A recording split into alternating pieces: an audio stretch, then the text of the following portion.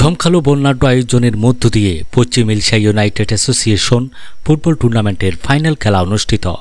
বাঁশখালী হতে আমানত করিমের প্রতিবেদনে বিস্তারিত। বাঁশখালী উপজেলার বাহাছড়া ইউনিয়ন ৮ নং ওয়ার্ড পশ্চিম ইলশা ইউনাইটেড অ্যাসোসিয়েশন কর্তৃক আয়োজিত তৃতীয়বারের মতো night Olympic gold cup football tournament ২০২৫ আনুষ্ঠানিকতার মধ্য দিয়ে রং বেরঙের রং তুলির আলোড়ন ছড়িয়ে ফাইনাল খেলা অনুষ্ঠিত হয়েছে। সন্ধ্যা থেকে চট্টগ্রামের বিভিন্ন জায়গা থেকে ক্রীড়াপ্রেমী দর্শকদের উপস্থিতি বাড়তে থাকে। উক্ত খেলায় ৫ হতে ৮ হাজারের মতো দর্শক গ্যালারিতে বসে ফাইনাল খেলা উপভোগ করেন। ১৩ ফেব্রুয়ারি বৃহস্পতিবার রাত ১০টায় পশ্চিম ইলশা ইউনাইটেড অ্যাসোসিয়েশনের মাঠে খেলায় অংশগ্রহণ করেন চট্টগ্রামের দুই সেরা শক্তিশালী চিরপ্রতিদ্বন্দ্বী ফুটবল দল জিয়া পরিষদ বনাম মায়ের দুয়া লিজা হোটেল ফুটবল দলের মধ্যকার খেলা অনুষ্ঠিত হয়।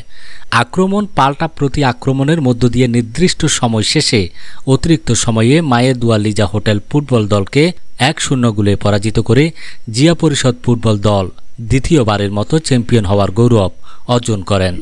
সেরা খেলোয়াড় নির্বাচিত হন মোহাম্মদ ইয়াসিন।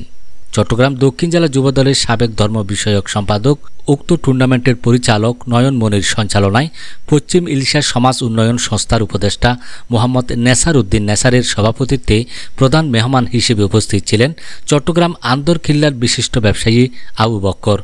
উদ্বোধক হিসেবে উপস্থিত ছিলেন অগ্রণী ব্যাংক পিএলসির অফিসার হায়দার আলী। বিশেষ আকর্ষণ হিসেবে উপস্থিত ছিলেন বৈষম্য বিরোধী ছাত্র আন্দোলন চট্টগ্রাম কলেজের অন্যতম সমন্বয়ক ইবনে হুসাইন জিয়াদ, সৌদি প্রবাসী মোহাম্মদ ইসাহাক, ৮ নং ওয়ার্ড জামায়াতে ইসলামীর সভাপতি মোহাম্মদ আনসারুল হক, পশ্চিম ইলশা সমাজ উন্নয়ন সংস্থার সভাপতি মোহাম্মদ আব্দুর রহিম, সেক্রেটারি মোহাম্মদ আরকানুল ইসলাম, মোহাম্মদ ইদ্রিস, জনতা ব্যাংক পিএলসির অফিসার ইব্রাহিম তালুকদার, ব্যাংকার সাদ্দাম হোসেন, মোহাম্মদ তহিদুল ইসলাম প্রমুখ।